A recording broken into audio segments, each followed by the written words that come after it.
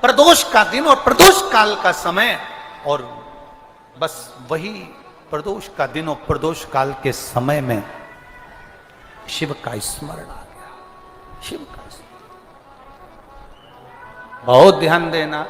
प्रदोष का दिन, प्रदोष काल का समय चित्त वृत्ति में पंडित जी के, पुजारी जी के आ गया कि ये प्रदोष का दिन और प्रदोष काल का समय साधारण नहीं होता। हमने पहले भी अपनी कथाओं में वर्णन किया है मेरी माताओं से।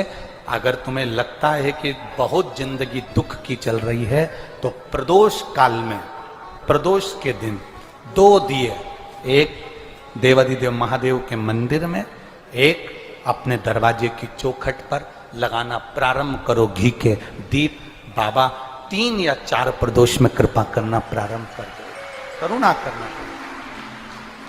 कभी मौका मिले अपने क्षेत्र में, अपने नगर में, अपने गांव में, अपने खेड़े में, कभी प्रदोष के दिन शिव महापुराण की कथाएं टीवी पर भी सुनने को मिल जाए या अपने क्षेत्र में मिल जाए तो जाकर सुनो।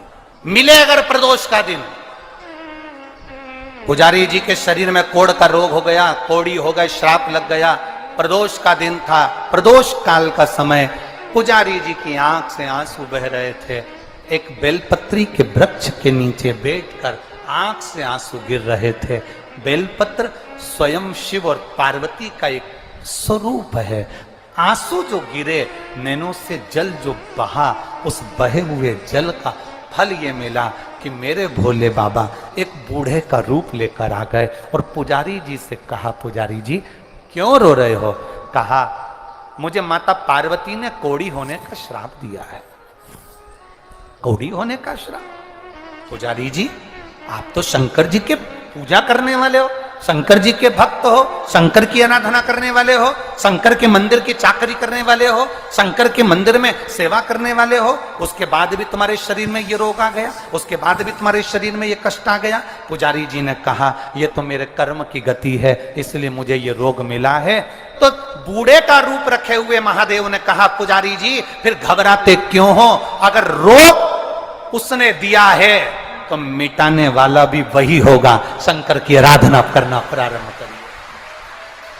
बूढ़े का रूप रखकर कह दिया, तुम एक काम करो, ये रोग की समाप्ति 16 सोमवार के व्रत से हो सकती है। 16 सोमवार का व्रत? हाँ, पर मैं कैसे कर सकता हूं? मेरे शरीर में तो रोग है, रोग है। अगर मैं शरीर का रोगी व्यक्ति मंदिर जाऊंगा तो लोग भगा देंगे, मंदिर में पूजन करूंगा तो भगा देंगे। करूं क्या?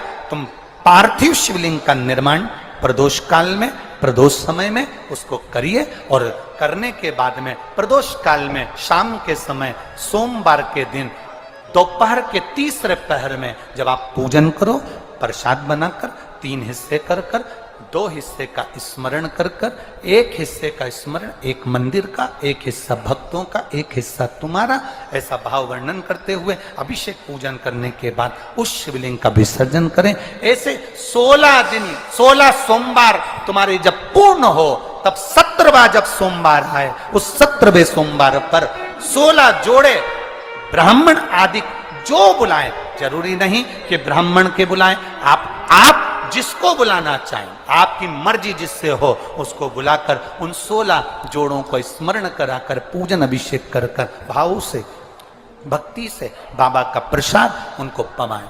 और सुनो, अगर मान लो तुम्हारे पास में इतना पूंजी भी नहीं कि तुम 17वें सोमवार को इतना उद्यापन में लगा सको, तो तुम्हारी भाव के अनुसार 17 सोमवार जो 17वां हो उसमें कोई प्रसाद का निर्माण कर कर 17 जगह पर जोड़ों को वितरित भी करवाएंगे तो भी वही फल आपके प्राप्त हो जाएगा। ये आनंद का होगा। जी ने कहा, पुजारी जी बोले, क्या सही में मेरा ये कोढ़ी का रोग समाप्त हो जाएगा? क्या मेरा कोढ़ का रोग समाप्त हो जाएगा? शंकर भगवान कहते हैं, तुम शिव के भरोसे रहिए। जब शिव के भरोसे रहोगे तो फल मिलेगा।